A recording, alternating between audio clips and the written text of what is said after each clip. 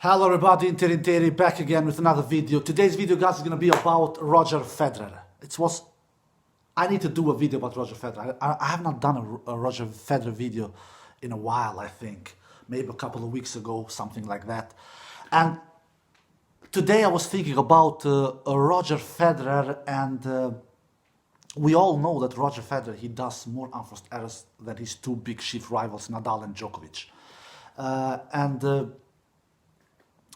We know that he does more errors than those two, but we have to analyze why does he do it? What does this depend on? And most of you guys, you probably know that answer as well, but I'm going to go through some things in this video why that is happening. First of all, we all know that Roger Federer plays tennis with very small margins. He pulls the trigger much more than both Djokovic and Nadal. He plays first strike tennis. He doesn't go into long, brutal rallies. He doesn't like long exchanges. He wants to end the point as fast as possible. As fast as he sees a short ball into the court, he wants to end it. We all know this.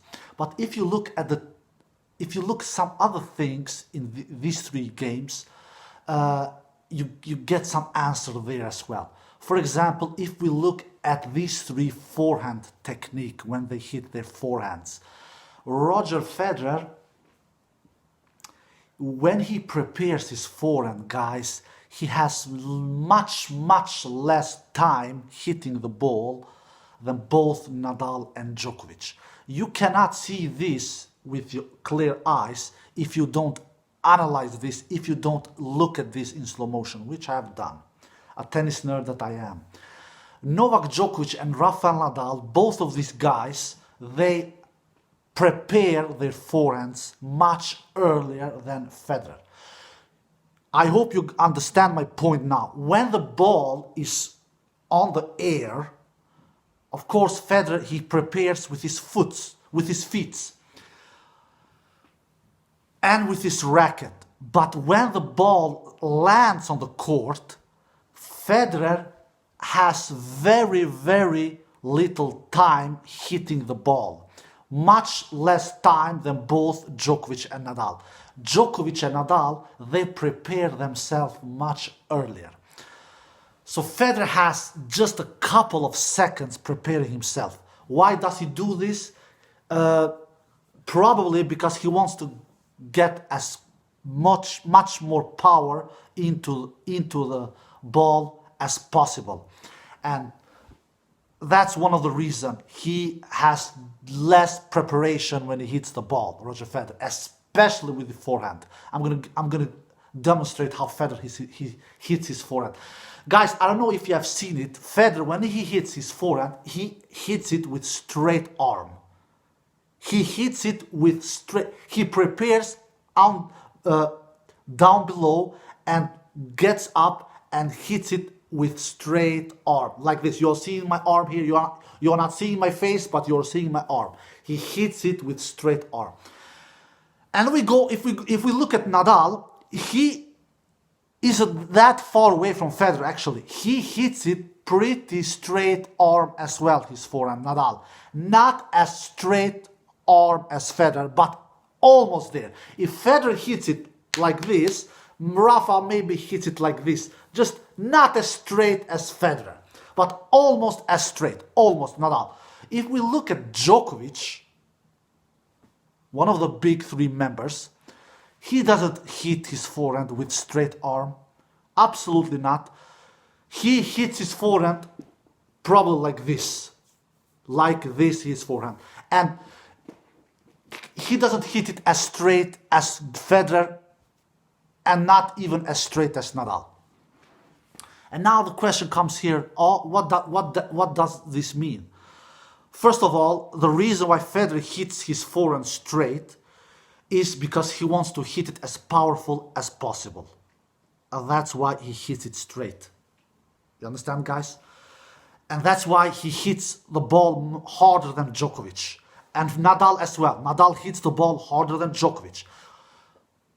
So that's why Nadal and Federer, both of them hits their forehand really straight with the arm, especially Federer.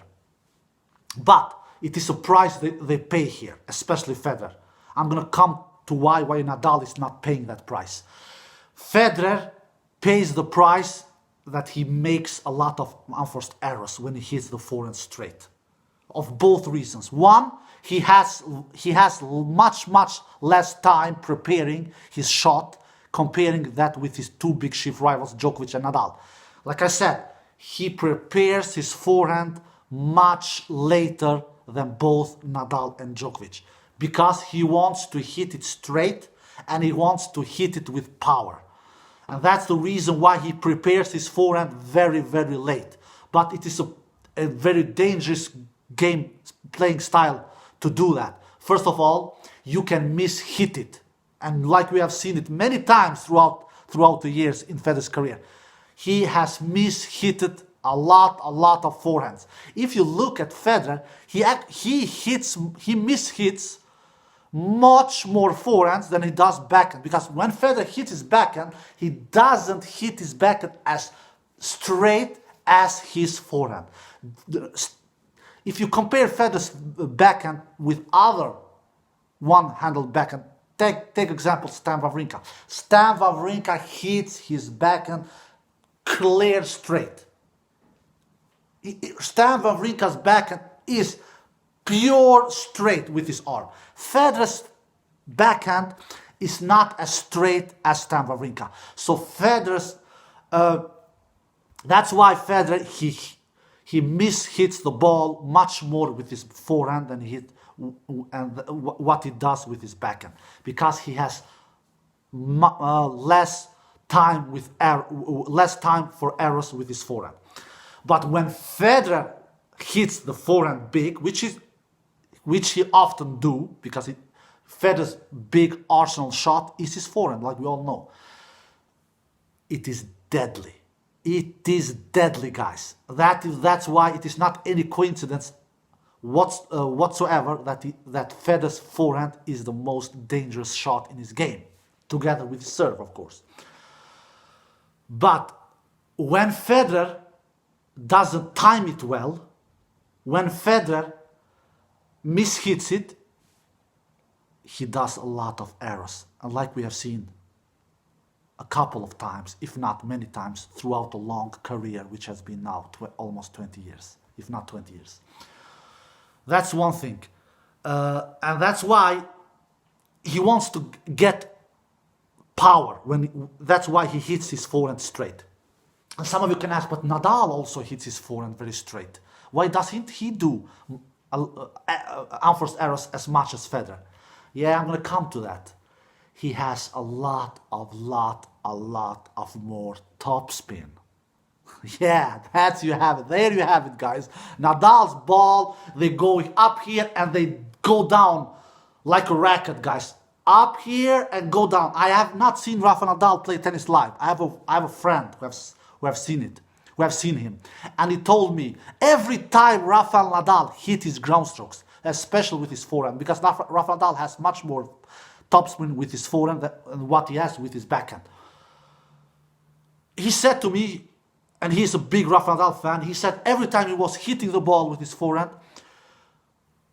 I was holding my breath because I thought that the ball will fly long every single time, but every single time it went down to the baseline, just a couple of feet, of 1 or 2 meters close to the baseline, sometimes on the baseline, because he has that topspin. Roger Federer doesn't. We all know. Roger Federer does not have as big of topspin like Nadal. Nobody has.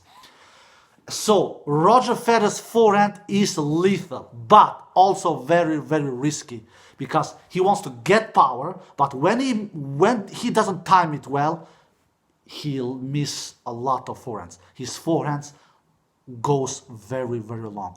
Have you not noticed it? You probably have, because I have for sure.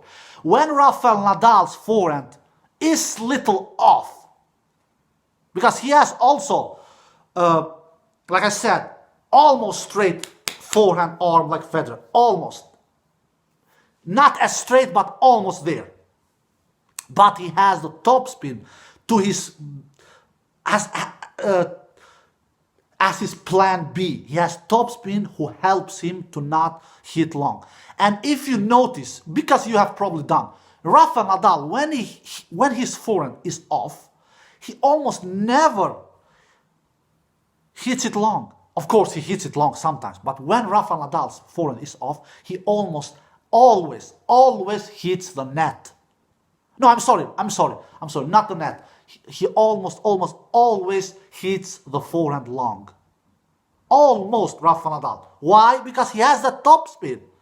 Rafa Nadal's forehand doesn't often go to the net. It almost never does. Because he generates so much topspin and it flies long out.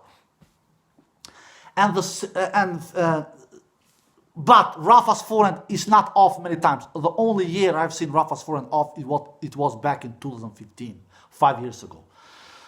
So, and then we have Djokovic. Djokovic forehand, it is not straight, guys. He has much more he has time for more errors. I don't know how we call it. Even if Novak's timing is not 100% correct that match or that day, he still keeps his errors down many times during his career, especially after 2011 when he got his breakthrough. Because he doesn't need the perfect timing like Federer and Nadal, especially Federer. That's why Federer is a very, in my opinion, bad wind player. When it is windy, Federer is dead meat, basically, more or less. He's toast. He needs perfect conditions. That's why Federer is a great, in my opinion, the greatest indoor player of all time. Because no wind. It is indoors. Federer loves playing indoor tennis because it is the perfect.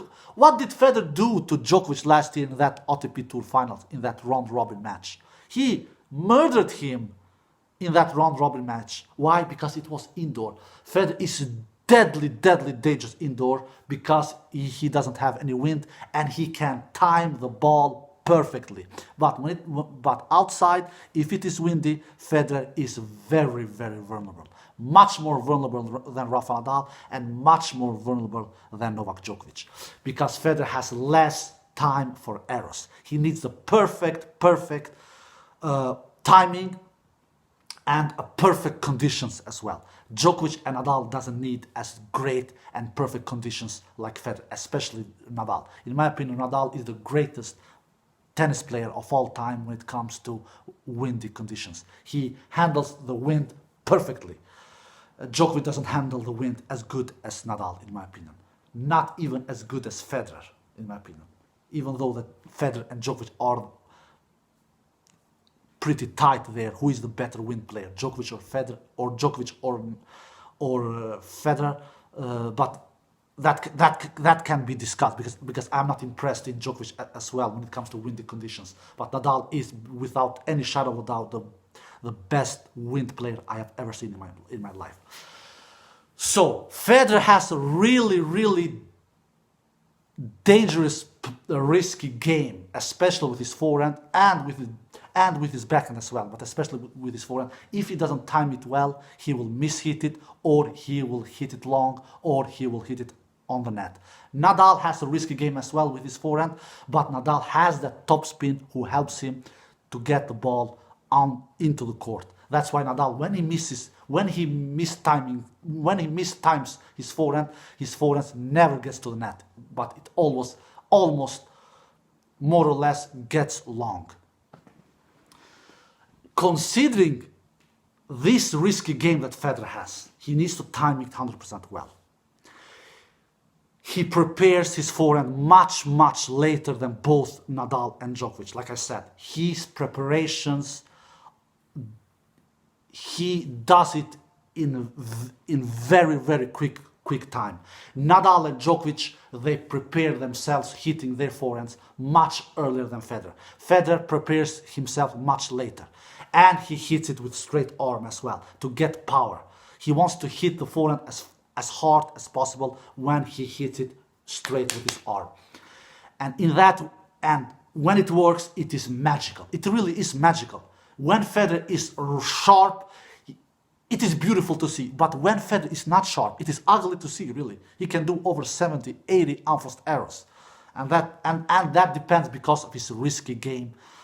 All in all, in his game, but especially with his forehand. He hits it long, he mishit it, he can hit it into the net. It is not beautiful to watch, really. And considering how dangerous, how risky Federer's game is, it is a miracle how successful he has been, really, guys. It is really a miracle. I cannot believe, considering how dangerous this guy is, how perfect timing it requires for him to hit his forehand, and how little preparation he has when he hits his forehand. It is a miracle that the guy has won over 100 titles on the ATP Tour. He has, I believe, 103 titles. It is pure a miracle. To play tennis like Federer does, with this risky game, it requires so much perfect timing with your hands, perfect timing with your forehand, perfect timing with your feet, perfect conditions with the weather. You name it, guys. You really name it. Look at a player like, just to take example, one player that plays similar like Roger Federer. You know probably who I will mention. And the player I'm thinking about it is Grigor Dimitrov. He plays really, really similar to Federer. He hits his forehand really straight arm as well. Just look at the guy. Just look at. He doesn't prepare his forehand really, really early like Djokovic and Nadal either. He prepares his forehand also very late. But he's not even as close as successful like Federer. He's not even as close as successful as Federer. Not even as close. I don't know how many titles he has won. 8 or 9, if I'm not mistaken. 8 or 9, he has never won a slam, he has never played a Grand Slam final, and I know how old is the dude. 28, 29, 27? Something, I don't think he's 30. 28 or 29, something like that, Grigor Dimitrov is. Grigor Dimitrov will never be even as half as successful as Roger Federer. Not even as half. Because the way Federer plays, it requires so much for you. It requires so much. And the things that requires, I have already mentioned in this video. So you have, and so that's why it is not a coincidence. I did a video a couple of weeks ago why Federer misses so many break balls opportunities, so many set points opportunities, so many match points opportunities as well. Together with his mental, you have to always put in the mental there as well. Federer is not weak mentally. He is not. You cannot be weak mentally to win this match. Absolutely not, guys. For those who said that Federer is weak, they are crazy in my mind. They are just crazy. But when it comes to his mental part, comparing with Nadal and Djokovic, it's not even close. I read an article a couple of weeks ago. 32% of Federer's matches and Nadal matches, when they have been down 2-1 down, and probably they are Grand Slam matches and Davis Cup matches, because they are Grand Slam matches and Davis Cup matches are 5-set matches. They have won only 32% of those matches. 32%. Nadal and Djokovic. 32%. Are you getting me? When Federer and Nadal have been down 1-2, when they've been down in the result 1-2 in 5-set matches, they have turned those matches around only 32%. If we compare that with Djokovic, when Djokovic has been down 1-2, down under 1-2 in 5-set matches, he has turned those matches around. What is his number, do you believe? What is his number? 70%! 70%! More than half of the times he has turned those matches around than his two big chief rivals, Nadal and Federer. More than half of the times. Nadal and Federer, they are on 32% of that stat.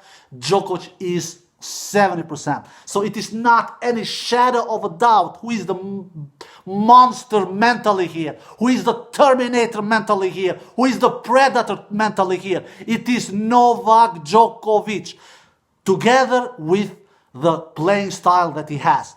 His games, like I said, he hits his forehand not straight as Federer, not straight as Nadal, especially not as straight as Federer. He has much more time for errors than both Nadal and Federer. Even if he doesn't time the ball 100% right, Djokovic, he still will make the ball into the court. That will not be the case with Federer. That will not be the case with Nadal, especially with Roger Federer, because Roger Federer doesn't have that amount of topspin like Nadal has. Nadal's topspin always helps him to take down his errors, to take down his mistakes. And Federer doesn't have that luxury in his playing style. So Djokovic wins 70% of his matches when he is down 1-2. Nadal and Federer wins only 32%.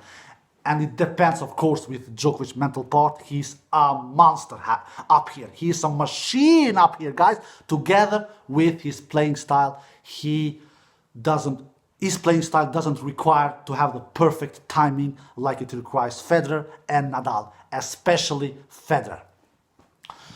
All right, guys, this is it for today. I hope you enjoyed this video. Take care wherever you are in the world. Bye-bye.